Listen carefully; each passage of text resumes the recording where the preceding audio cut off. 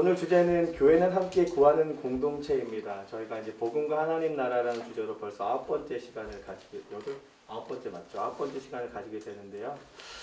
오늘 말씀을 통해서 정말로 주님이 예배하신 그 은혜가 누려지는 귀한 시간 되길 주님의 이름으로 축복합니다. 누가 만약 저에게 교회가 가진 가장 큰 강점이 무엇인가요? 혹은 한 성도가 교회를 통해 경험하거나 느끼게 되는 가장 큰 위로가 무엇인가요? 라고 물어보면 저는 주저없이 이렇게 대답할 것 같아요. 함께 구하는 기도요. 함께 마음을 합해서 기도하는 합심 기도예요. 라고 제가 이렇게 이야기할 것 같습니다. 아마 함께 하나님께 구하는 기도의 참 기쁨을 누리시는 성도님들은요, 아마 여기저기서 올라오는 기도 제목들을 그저 간과하시지 않으시고 함께 마음 모아 기도하면서 그 기쁨을 또 누리려고 하실 겁니다. 아마 무엇보다도 마음을 다해 기도하실 거라고 믿고 있어요. 저는 최근 어린이부 담당 목사로서 정말로 참 위로가 되는 일 하나를 경험하게 되었는데요. 올해부터 함께 섬기시는 한 분 선생님이 갑자기 이제 회의 가운데 이렇게 이제 이야기하시는 거예요.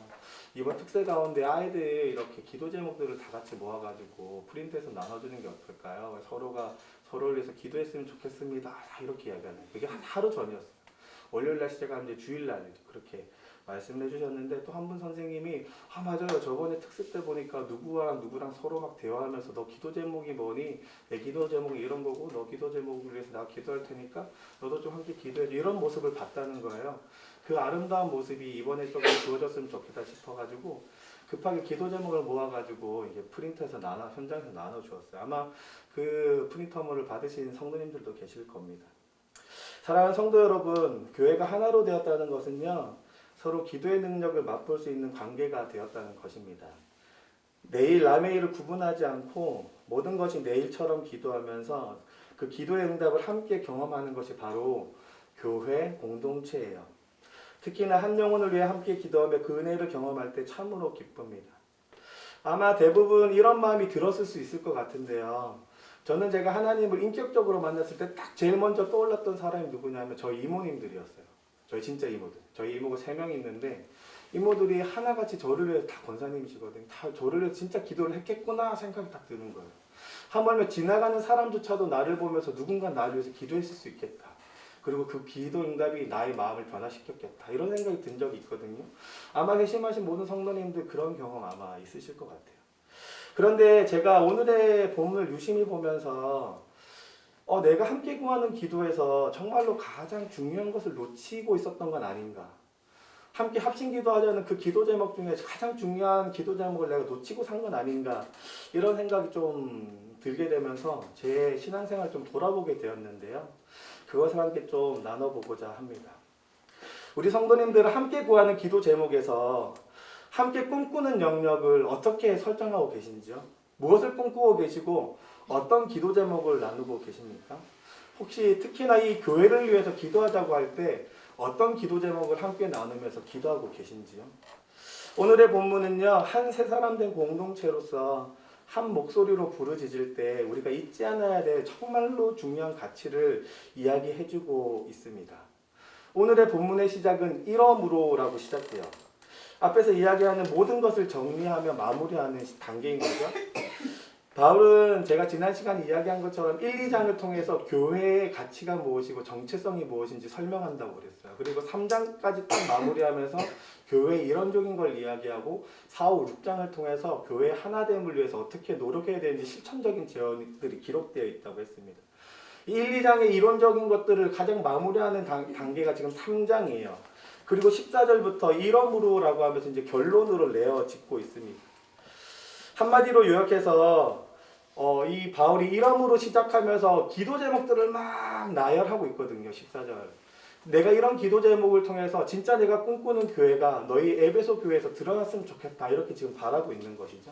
반대로 말하면 바울의 기도 제목들을 통해서 우리가 진짜 참된 교회가 어떻게 형성될 수 있는지를 유추해 볼 수 있습니다. 특별히 15절에 무릎 꿇고라고 기록되어 있어요. 바울은 정말로 간절히 기도했습니다. 당시 유대 사람들의 문화로는 서서 기도했어요. 저희는 지금 무릎 꿇는 게 당연스럽고 자연스럽지만 당시에 모든 유대인들은 서서 기도하는 게 대부분입니다. 그래서 마태복음이나 복음서, 누가복음 같은 걸 보면 대부분 유대인들은 서서 기도하거든요.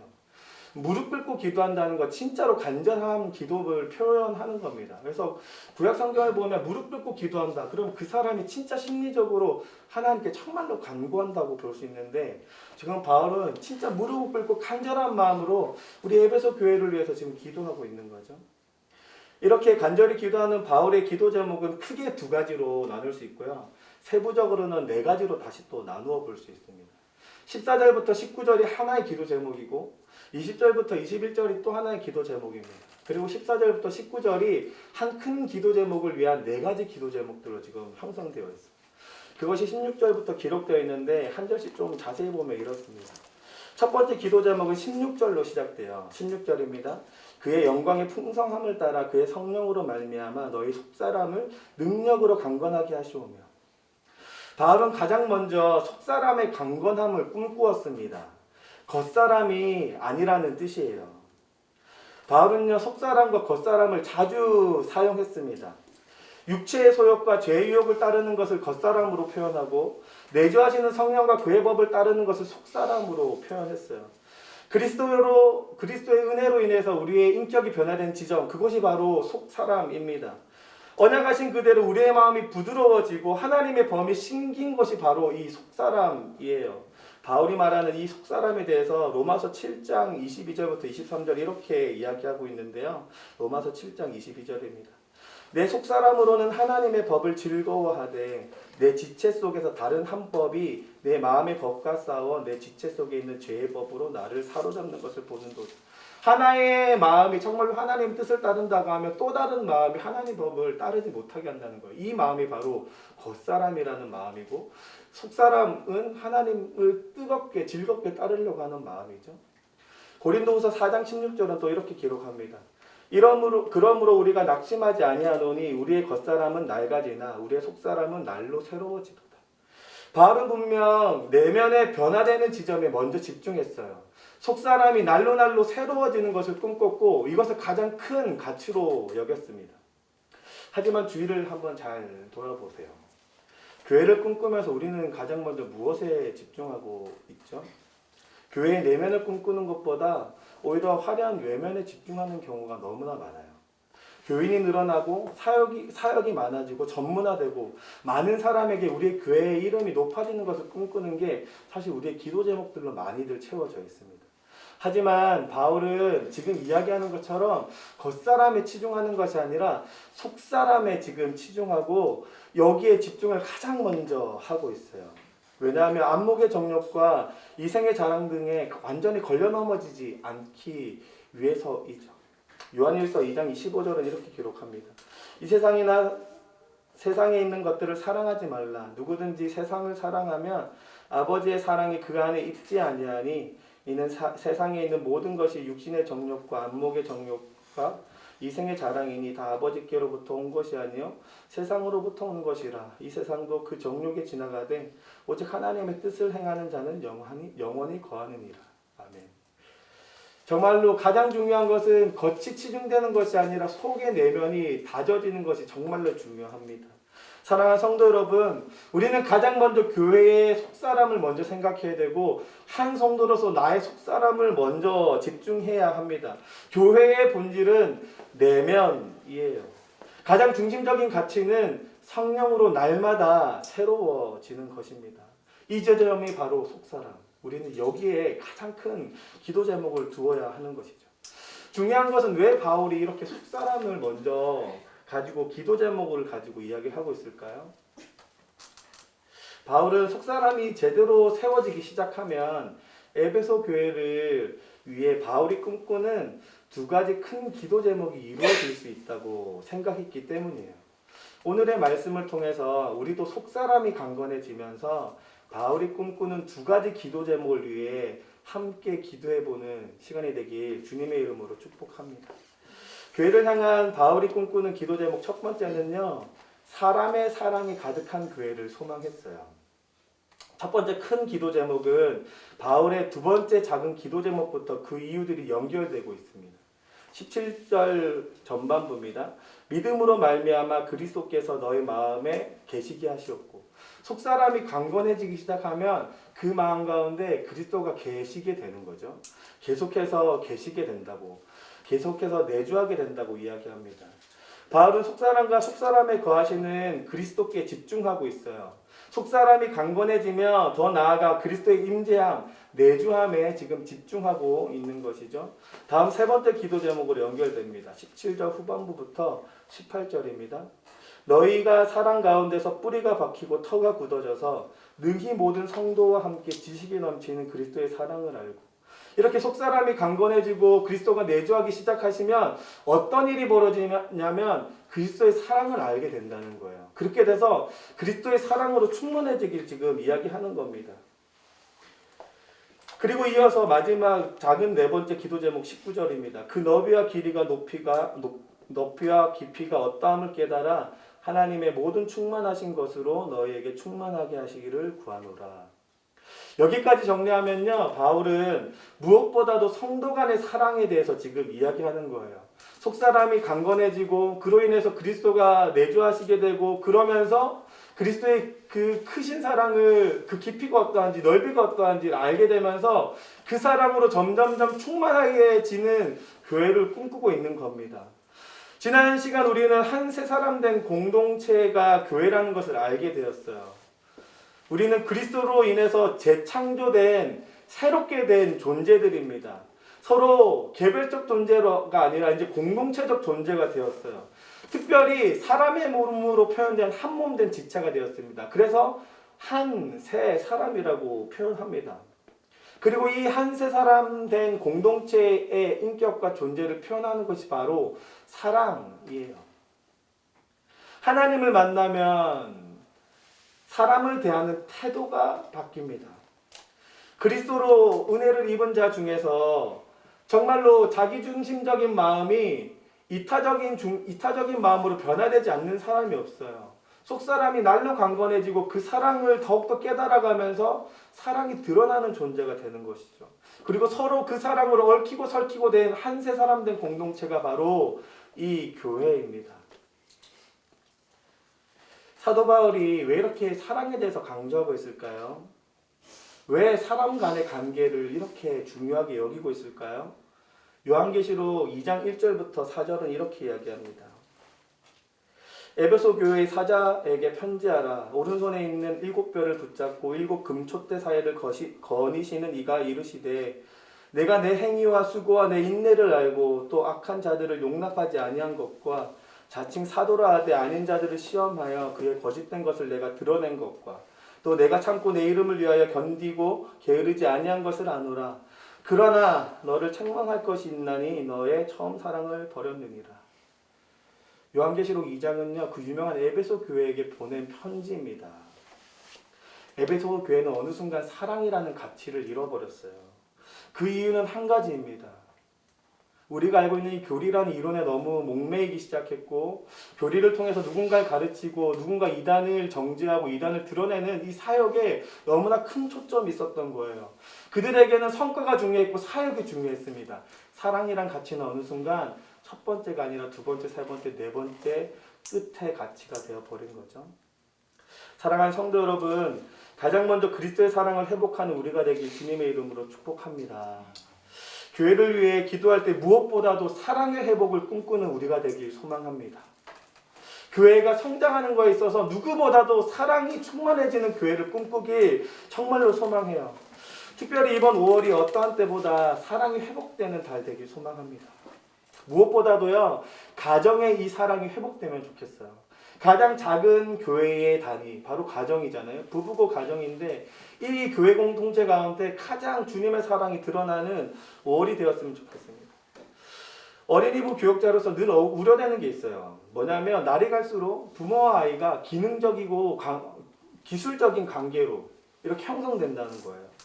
부모로서 아이들에게 기능과 기술을 가르쳐 주는 것이 사랑이라고 착각하는 시대를 삽니다.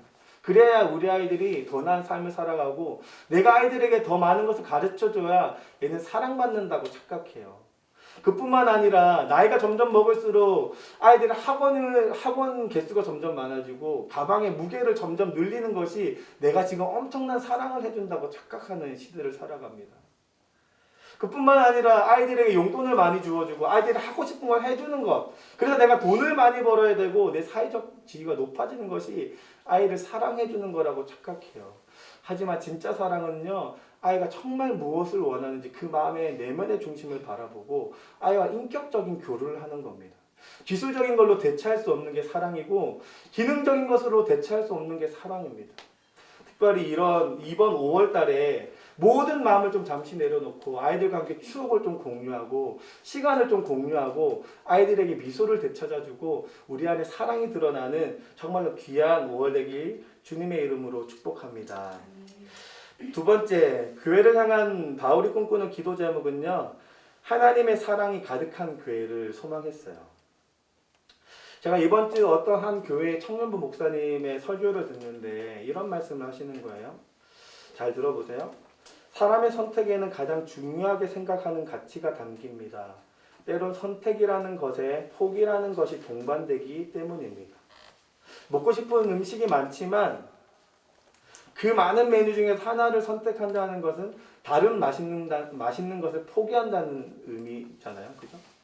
내가 무언가 선물 중에서 하나를 선택한다는 것은 다른 선물을 포기한다는 거고, 이쁜 옷 중에서 하나를 선택한다는 건 다른 이쁜 것을 포기한다는 뜻이에요.